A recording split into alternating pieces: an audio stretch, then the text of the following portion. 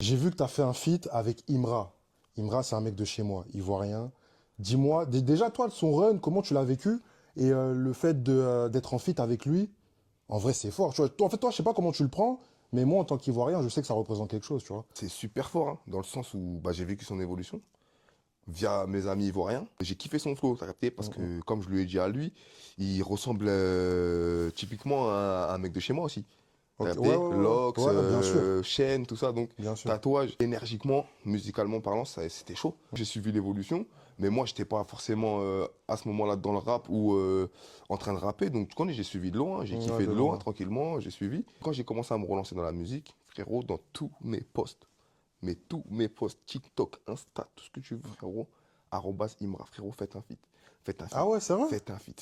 C'est en gros, c'est le public qui demandait ça? Le public, frérot. Ok, Les ultras de Imra et mon public à moi mélangés, frérot, ok. en mode, on veut ce feat sur chaque post. Mm. Un jour, je me suis dit, mais frérot, ce feat. Un jour, j'ai fait un live. Carrément, sur le live, ça m'a choqué, frérot, le nombre de gens qui me disaient, frérot, feat avec Imra, feat avec Imra. J'étais en mode, mais les gars, c'est quoi le délire? Je lui envoie un message, je lui dis, frérot, t'as capté, je me suis relancé dans le rap, respect, t'as capté, je kiffe ce que tu fais, c'est lourd et tout. Si t'es chaud, t'as capté, on se rend compte. Juste, on se rend compte. Il n'y a même pas de son ou quoi, ok, tu vois. Et boum, il m'a répondu direct, le frérot, respect, ça va quoi, lourd le bicodes, ben vas-y, quand je suis dans la capitale, je te dis, tu vois. Et il est venu dans la capitale, il m'a dit, et du coup, à ce moment-là, quand il m'a dit, moi, j'allais en Thaïlande, ça veut dire qu'on n'a pas pu Ok, ouais, coordonner, ouais. mais on s'est dit directement, t'inquiète, quand ça revient et Ouais, tout, on ouais. essaie de coordonner. Entre-temps, ouais, la personne qui me gère, elle coordonne avec le manager d'Imra, et du coup, quand je reviens, ben, ça parle carrément de faire un son et que ça va se péter au studio. Donc moi, j'écoute, je suis en mode vas-y chaud et ça prend des dates et tout. Et ça se pète au studio.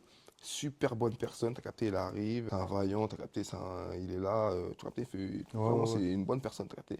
On fait la session, tout se passe bien et tout ça, et du coup ça match bien, tu vois. Ça m'a permis déjà de connaître une super personne, ça m'a ramené un public ivoirien. J'avais Ouais, déjà un public ouais, ivoirien de ouf, tu vois, alors que j'ai jamais été en Afrique. ouais, Gros, j'ai ouais, fait le tour du globe.